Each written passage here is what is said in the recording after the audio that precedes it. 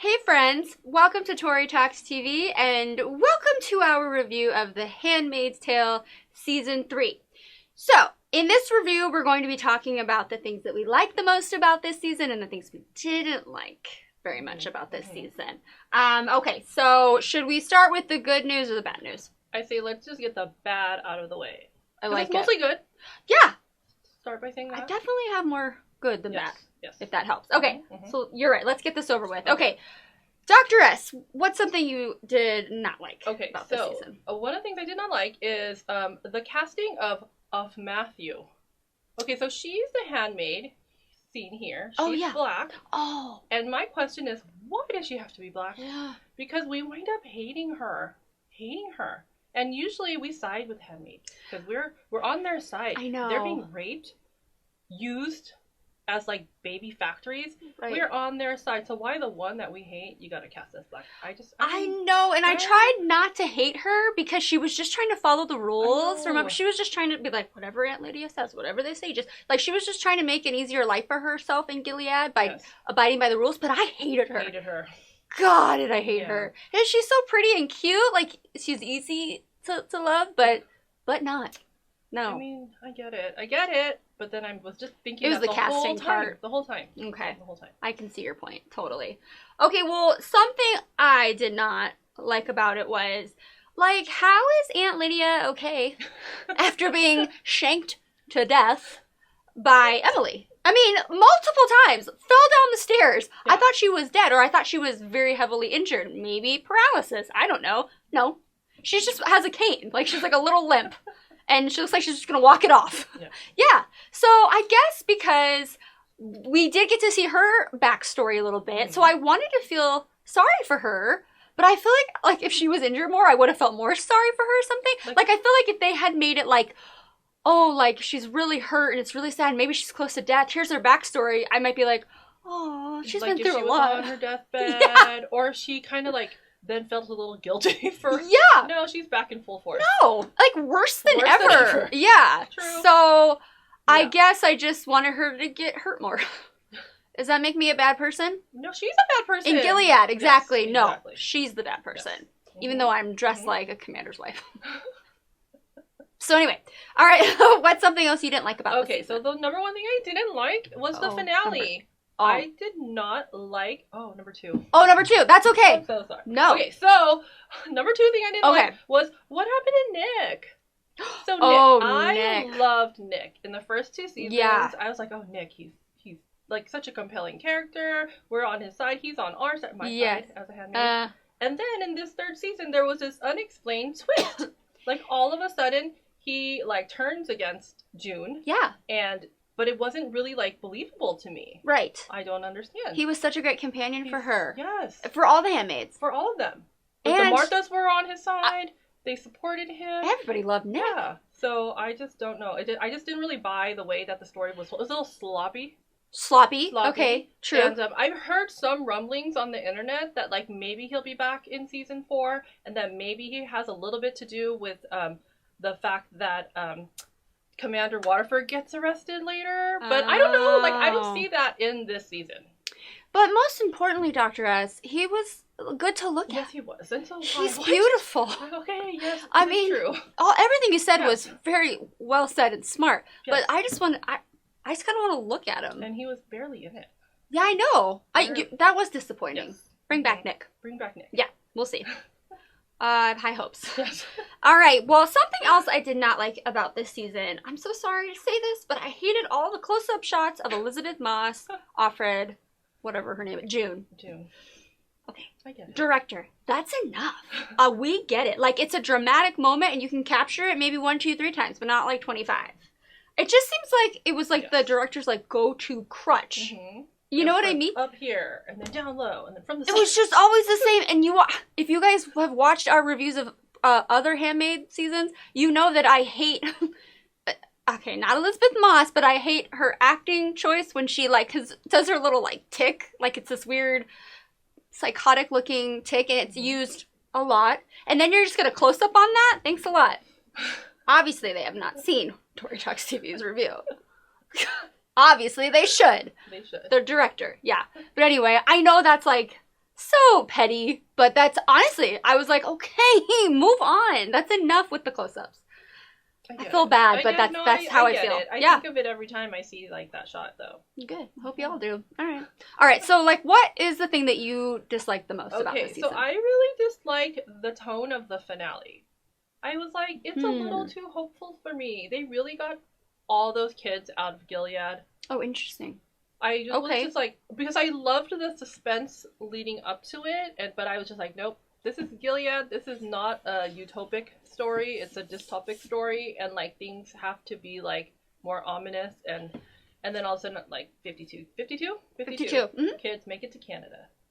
52 pickup. Yes. It's a card game. I'm sorry. Cheap shot. Go ahead. I mean, I know that June didn't make it, and that's sad. Is it though? I don't know anymore. It is. She has to save her daughter Hannah. Her story's yet to be told. But I just feel like overall it was just a little too like happy for me.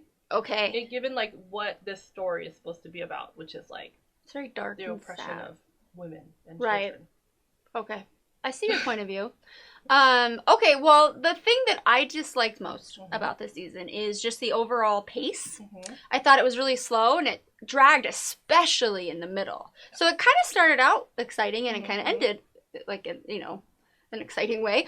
Well, maybe not to you, but still, it just seemed very repetitive. It just seemed like, okay, here she is. June's back to being stuck in a house. I mean, new commander, and he's a very interesting character. But still, like, here we go again, basically back to where we started. Yeah. So I don't know, just, well, obviously you can't beat the first season, right? Because that was true to the book, so that was awesome. Second season, it was okay. This one, I was just like, really, this could have been maybe 4 episodes long, time series. Yeah, exactly. It didn't have to be, how many 12, episodes? 13, I think, yeah. So, okay, enough of that. Let's go to what we did like, because we have a lot, okay? Right. So, what is something that you liked about this season? Okay, so I love any storyline that has to do with Dr. Emily Malik. Love Previously known as, in Gilead, Off Glen. Gosh, I love her. She has been through so much, like female circumcision to back in the pre-Gilead days, her like professor friend getting killed for being gay. Do you remember that? Right. To so then she finally escapes Gilead, and then she like the reunion with her wife and her son was just so moving. Like every time I see that she's gonna be in an episode, I'm like, thank you. Yeah. So good. What a great character. So yeah. Good. Yeah, I love her. I love that actress, too. Yes. I think she won an award for this role. Yeah. Don't know which award, but good job. We'll add that. That's a really good one. Okay, well, something that I really liked about it was when Serena turned in her husband, Commander Waterford. I was like, you go, girl. Like, I don't like you, but good job with that. Because I think she knew. Okay, this is my theory, because I know there's lots of theories out there. I think she was like, you cut off my finger because I read a book. You're getting a little out of control. Okay? Like, I know we started this together. We talked about it, but you turn on me, I'm going to turn on you. I don't know. I had that feeling. That was really cool, that episode. I will say. Very good episode. They're driving in their car. She is driving, right? And then they go and they're stopped, and then there's the Canadian guy, and I'm like, and it makes it look like they're both going to be taken off. Oh, well, I mean, and she's like, just do what they say, Fred. And then turns out it seemed like she knew about it. It seems like it. That's what. It's a little ambiguous to me because she never flat out says it, but that's what we're led to believe because she's like, just do what they say, and then she's like kept in this separate holding. Well, especially because the guy who takes him into custody, she had met before, and he said, let me help you. He like gave her his number, like, if you ever need anything, let me know. So that's another reason why I was led to believe that this was her doing. But I liked it. I was like, you go, girl, and I was like, take that in your face. Take it Commander away. Waterford. Yeah. All right. What's something else you liked about it? So I really liked Commander Lawrence and his wife, Eleanor. I just such a I love that whole so they are in a new house and it's kind of the same as before, like you said, but at the same time it's a different commander and he's interesting because he's like the kind of creator of Gilead, but he's ambivalent about like everything that he created. And then she, as his wife, is like, she's like mad at him. She hates him, but they love each other. Yeah. And I believe their love. I do too. And he loves her so much. Yeah, there's just like in the way her relationship with Eleanor and his relationship, with June. Yeah. And his relationship with him, it's so complicated. Like, they help her, they love her, they're mad at her. And it's just, back off. Yeah, that stuff. I loved all that stuff. I was going to say that. It was very confusing. I didn't know what to make of him, but I kind of liked that I didn't know what to make of him. Yes. Thank you for making it interesting. He helped Emily get out of there. Yes, he did. So we liked him from then, from and then we learned more. So that was the end of season 2, and now we got to know him a little bit more in season 3. Right. 4. Either way. 3, yeah.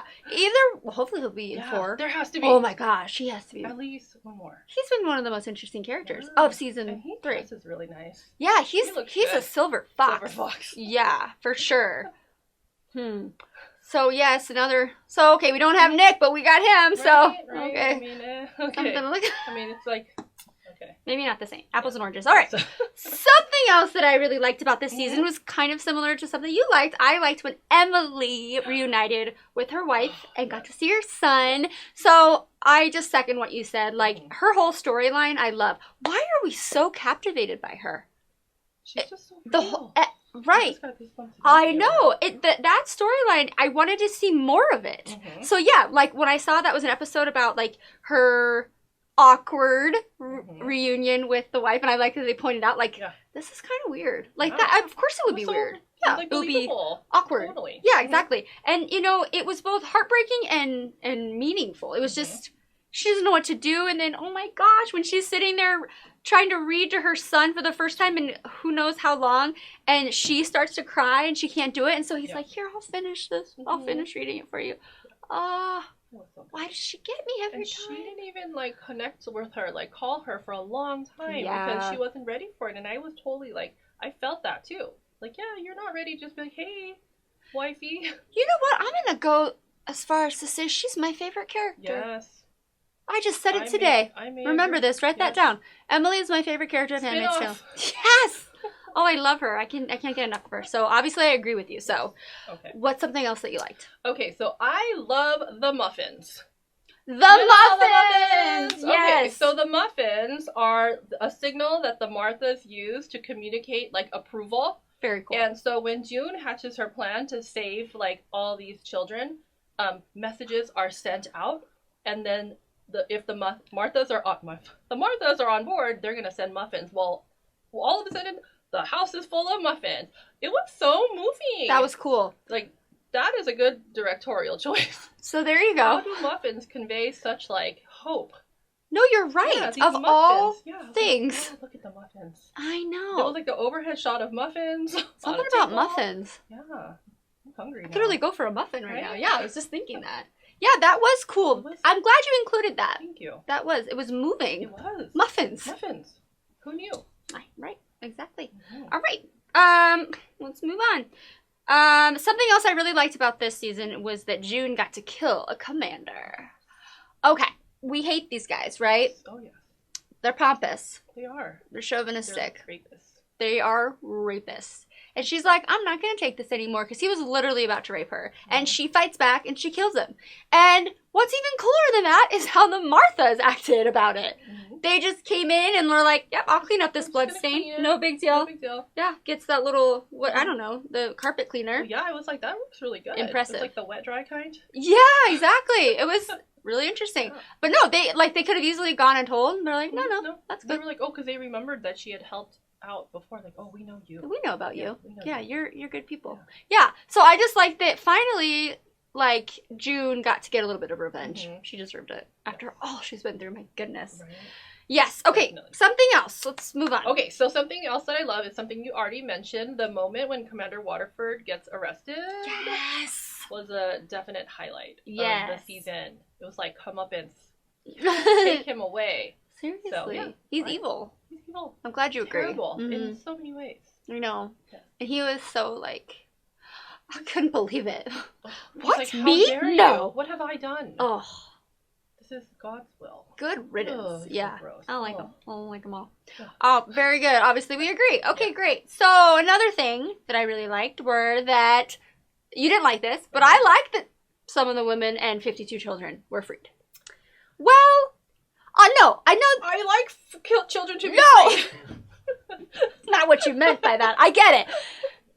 You were saying more that, like, you didn't want it to be, like, a happy ending, right? So I kind of needed this. Okay. I think everybody watches it for different reasons, though, right? Yes. So I was, like, this very kind of stale middle of the season. I was like, let something happen. So, like, to actually see, June has been working so hard for this, for something to happen, well, I thought for her to be free and her children to be free, but no, she selflessly got these other people's children out, not even her own, and some of them Martha's, and I was just like, you work towards something. Something finally happened. Something, you know what I mean, got done, I guess, is what I was really excited about. So, yeah.